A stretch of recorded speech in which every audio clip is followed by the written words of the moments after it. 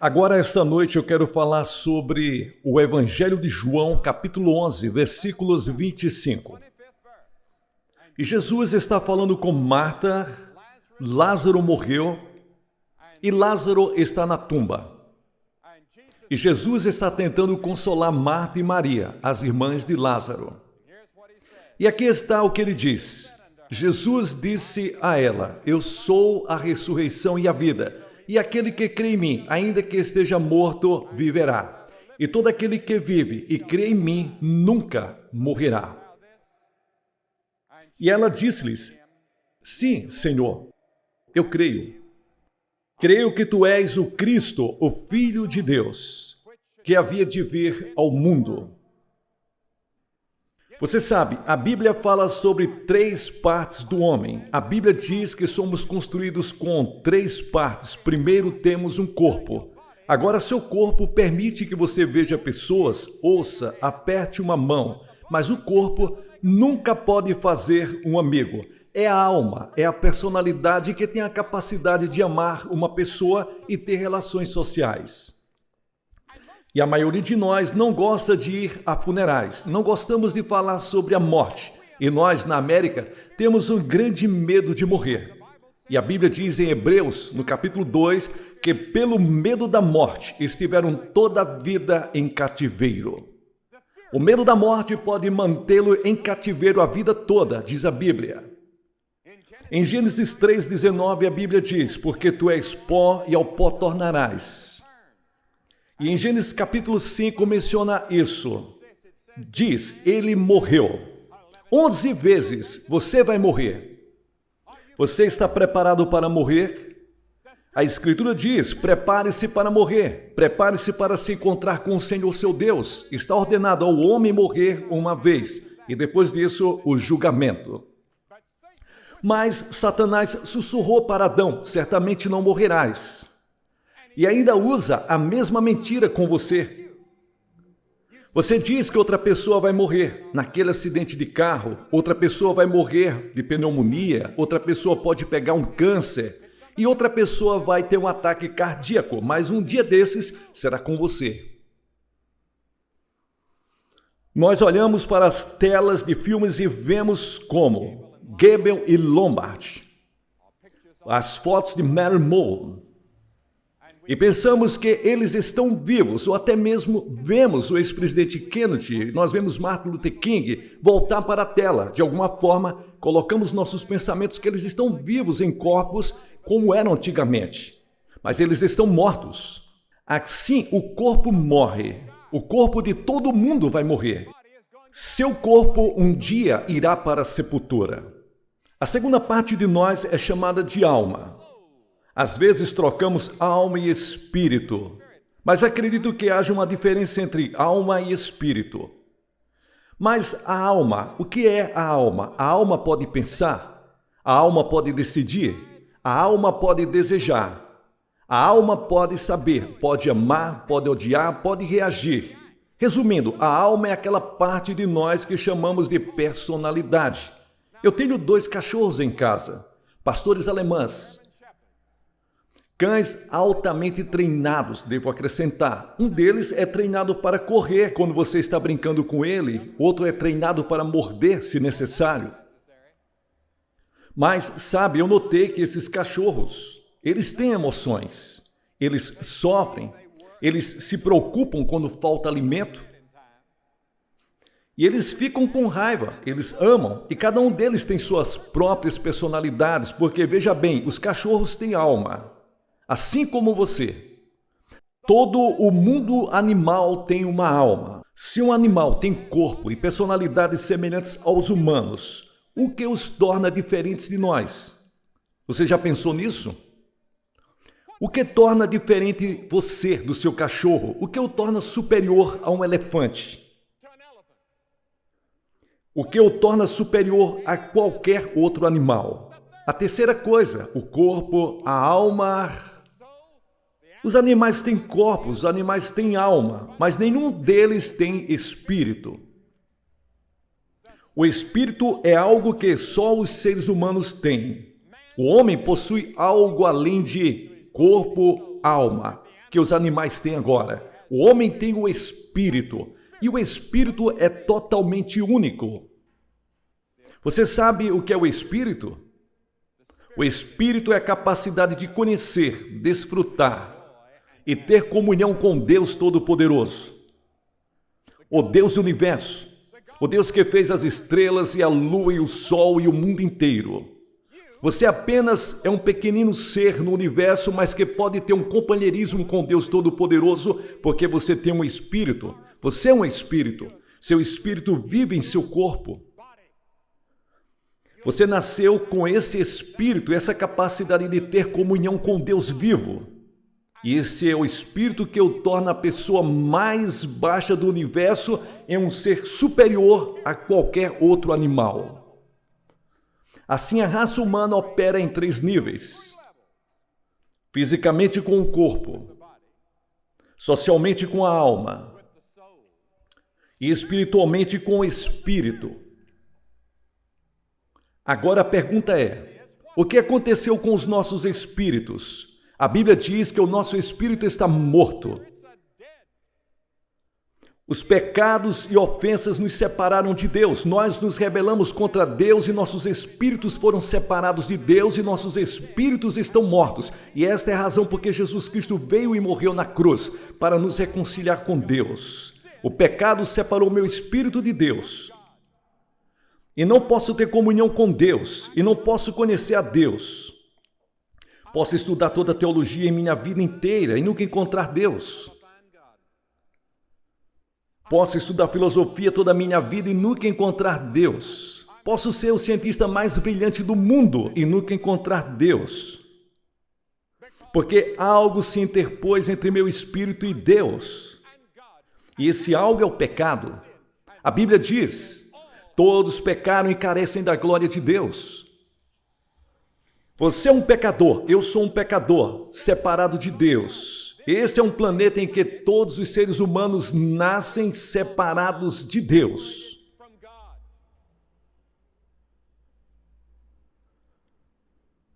Você pode estar fisicamente vivo, socialmente vivo, mas espiritualmente morto. A Bíblia diz: aquele que vive em deleites e em pecado está morto enquanto vive.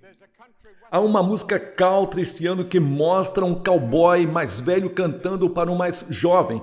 O que é necessário para ser feliz? Mais cavalos, mais dinheiro, mais mulheres, mais uísque. E é isso que o mundo é, vivo, mas morto. Mais cavalos, vivo, mas morto. Muito parecido com o homem que Jesus falou sobre, ele era rico, e ele disse: alma, relaxa, se divirta, você tem muitos anos, construa celeiros maiores. E Deus o chamou de tolo, e Deus o matou naquela noite. E Deus disse: tolo. Muitos de vocês pensam que tem anos e anos, e talvez mais e mais anos. Mas a Bíblia diz que pode ser hoje. Você pode se encontrar com Deus. E pode ser esta semana. Nunca sabemos. Nessa passagem que li, Lázaro, uma pessoa que Jesus amava muito, e um de seus amigos mais próximos havia morrido. E eu observei na outra noite na televisão uma reprise daquela magnífica imagem de George Stevens, a maior história já contada. E eu pensei, e uma das cenas mais dramáticas em todo o quadro é quando Lázaro é ressuscitado dentre os mortos. E pensei em Lázaro quando ele estava naquela tumba. E ele estava lá há vários dias. E há várias coisas sobre ele enquanto eu olhava e pensava sobre ele. Lázaro não tinha apetite. Quando eu estava vivo, sentia fome regularmente, mas enquanto estava morto, eu não tinha apetite. Você sabia que se você está espiritualmente morto, você não tem apetite de Deus? Você não tem apetite para ler as Escrituras ou falar, orar sobre as coisas espirituais. Você está morto espiritualmente. Você pode ir para a igreja, Milhares de pessoas hoje pertencem para a igreja, que estão mortas espiritualmente. Eles realmente não têm nenhum apetite de Deus para ter comunhão com Deus. E a segunda coisa que eu pensei sobre Lázaro foi que não havia atividade. Uma pessoa espiritualmente morta não tem atividade espiritual. Elas têm muitas atividades físicas e sociais, mas pouca atividade em prol do reino de Deus. Há alguns meses, minha esposa e eu fomos a Guatemala com Luiz Palau, que está aqui essa noite, logo após o terremoto. E vimos devastação em uma escala que nunca vimos em nenhum lugar do mundo. E nossos corações doeram com aquelas pessoas, mas pela graça de Deus vamos ajudar os famintos e necessitados. As pessoas feridas do mundo, que estejam em casa ou que estejam no exterior. Atividade para o reino de Deus. E então, outra coisa sobre Lázaro é que faltava consciência. Ele não estava ciente de seus amigos. Homens mortos não amam. Homens mortos não veem perigo. Homens mortos não são movidos pela fome. Homens mortos não choram. E então aquela quarta coisa, ele era cego. E a Bíblia diz que nós também somos cegos. Temos cegueira espiritual. Seu espírito pode ser cego. A Bíblia diz que o Deus desse mundo cegou o entendimento para que as pessoas não creiam. Você é espiritualmente cego. E então a quinta coisa sobre ele era que ele fedia, cheirava mal. Ele estava morto há 4 dias e a Bíblia diz, cheirava mal. Mas você sabe o que a Bíblia diz? A Bíblia diz que toda a nossa justiça e nossa bondade, que tentamos acumular para agradar a Deus, cheira aos olhos de Deus mal. Somos como trapos imundos, como está escrito em Isaías. Somos salvos pela graça por meio da fé. Isso não vem de nós, é dom de Deus. Não de obras, para que ninguém se glorie. E então a sexta coisa sobre Lázaro é que ele estava preso. Você sabe, o método de embalsamento dos orientais é muito eficaz. Conhecido no mundo todo, consistia em embrulhar a pessoa. E então, você está vivo esta noite fisicamente, você está vivo no que diz respeito às atividades sociais. Mas você está preso espiritualmente, você está ligado. Você está preso a hábitos e pecados. Johnny Cash falou há pouco sobre drogas e álcool. E os homens estão presos pela cadeia das drogas, da luxúria, do pecado, da ânsia pelas coisas que não prestam, pela soberba da vida e pecados sexuais. Tudo isso indica morte espiritual. Socialmente você está vivo. Fisicamente você está vivo, mas seu espírito está morto para com Deus. Você gostaria de ser vivificado essa noite, totalmente, completamente livre, vivo, espiritualmente falando? O que podemos fazer? Bem, vamos pensar o que podemos fazer com Lázaro. Vamos dar-lhes comida? Eles dizem, bem, o que precisamos fazer é alimentar as pessoas. Você sabia que Jesus não alimentou a todos? Existem milhões e milhões de pessoas famintas no mundo. Nós temos compaixão. Devemos fazer o que podemos, mas isso não traz reconciliação com Deus. Eles têm uma fome mais profunda, uma necessidade mais profunda que precisa ser satisfeita. É a necessidade de reconciliação com Deus. Tudo que nós vemos, nós podemos dizer está muito bom. As pessoas precisam de moradias e nós somos a favor que as pessoas tenham moradia no mundo todo.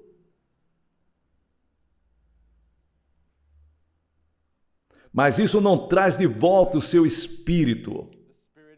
O espírito está morto.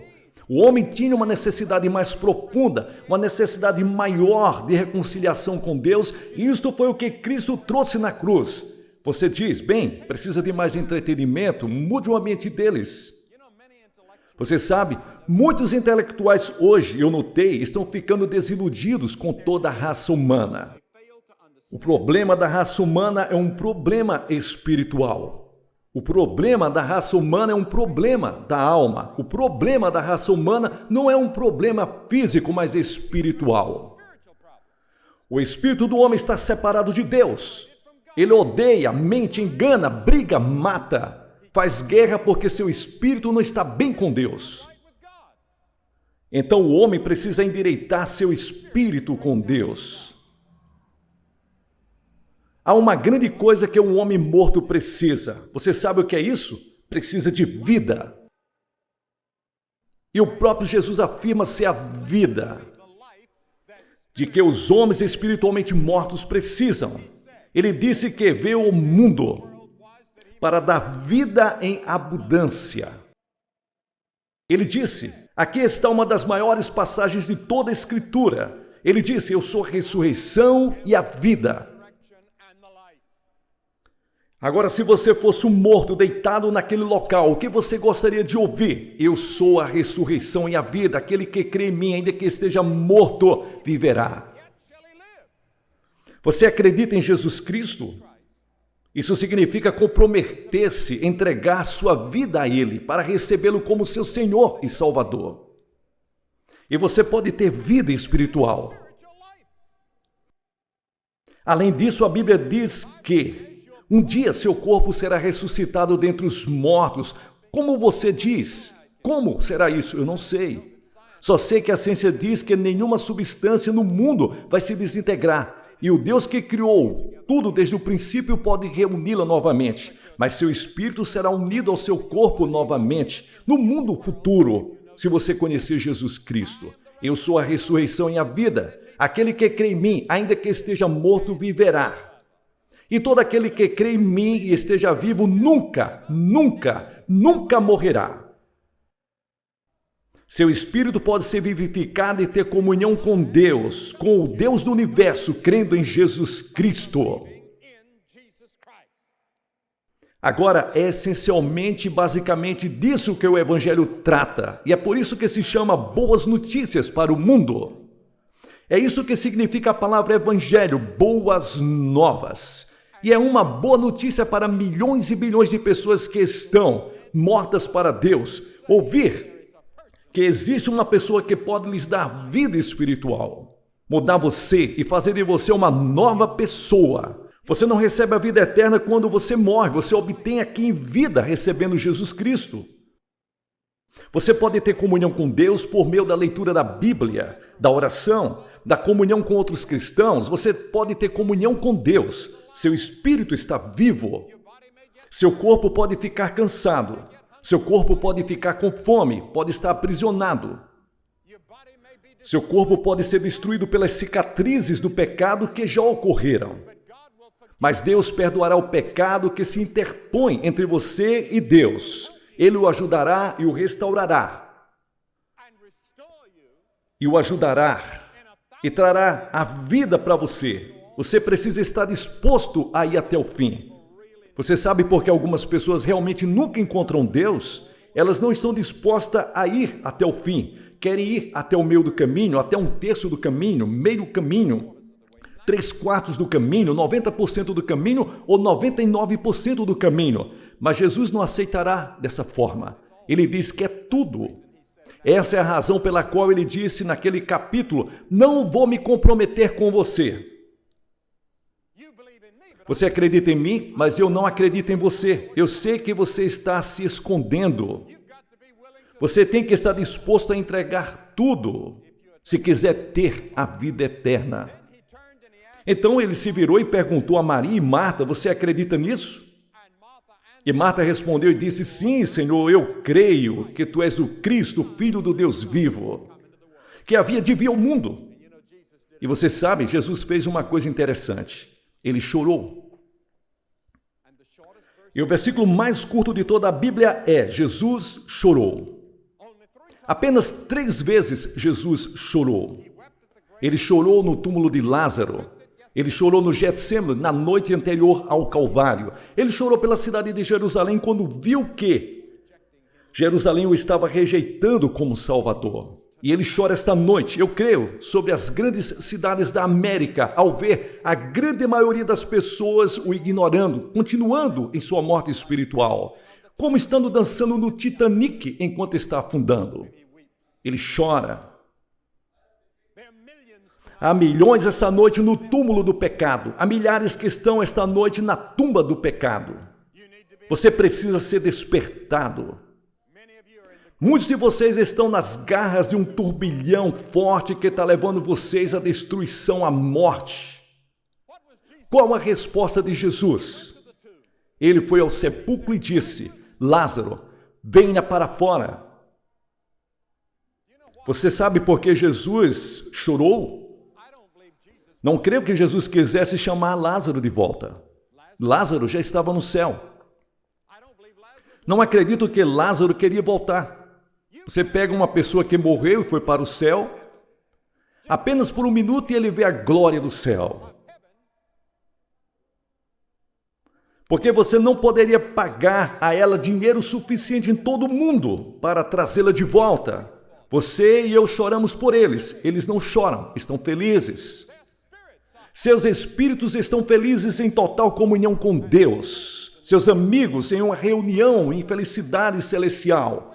Jesus chorou, eu creio, porque ele não queria ter que chamar Lázaro, mas para mostrar as suas credenciais como Messias que foram estabelecidas.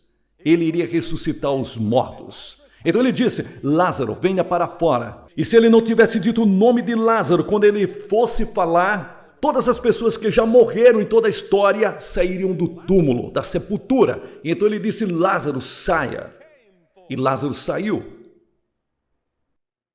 Mas Lázaro ainda estava amarrado com as roupas velhas.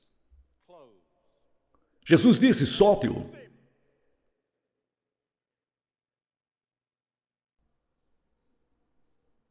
Agora você e eu temos que ser libertos depois que viermos a Cristo. Temos que ser libertos de nossos pecados, das coisas que nos prendem. Temos que ser libertos. E há muitas pessoas que me dizem: Billy, eu gostaria de vir a Cristo, mas não acho que poderia resistir. Você está certo. Você não pode resistir, mas Ele resistirá por você. E John estava contando nesse momento atrás sobre Coríntios, que diz que nós não seremos tentados além daquilo que podemos suportar. Mas juntamente com a tentação, Ele nos dará o escape. Sim, você não é capaz de suportar, mas Deus dará o escape para você. E até eu esqueci que Johnny falou uma frase muito importante e disse: Deus é fiel. Deus é fiel, que não permitirá que você seja tentado além do que você possa suportar. Em outras palavras, Deus faz uma provisão para a sua vida cristã. Ele lhes dá o Espírito Santo. O Espírito Santo vem habitar dentro do seu coração e lhes dá poder sobrenatural para viver uma vida sobrenatural. E seu espírito é vivificado e você tem comunhão com Deus. Eu estou lhes perguntando essa noite: você receberá a Cristo? Você está disposto a ir até o fim com Ele e entregar tudo a Ele? Sua mente, seu coração, seu corpo, seus amigos, sua família. E você gostaria de dizer: quero que os meus pecados sejam perdoados, quero saber que eu vou para o céu. Eu quero a vida eterna. E quero que Jesus entre em meu coração esta noite. Vou pedir-lhes que faça algo. Mas não podemos fazer essa noite, na verdade. Todas as noites o estádio está muito cheio. Você pode ver. Essa noite, principalmente. E colocamos pessoas aqui no gramado, no chão, essa noite.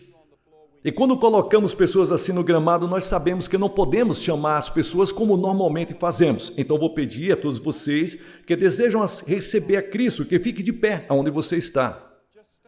Apenas fique em pé e se apresente diante de Deus, em oração, com a cabeça inclinada. E vou pedir que cada pessoa que está com a cabeça inclinada, fique de olhos fechados e repitam a oração que eu vou fazer esta noite.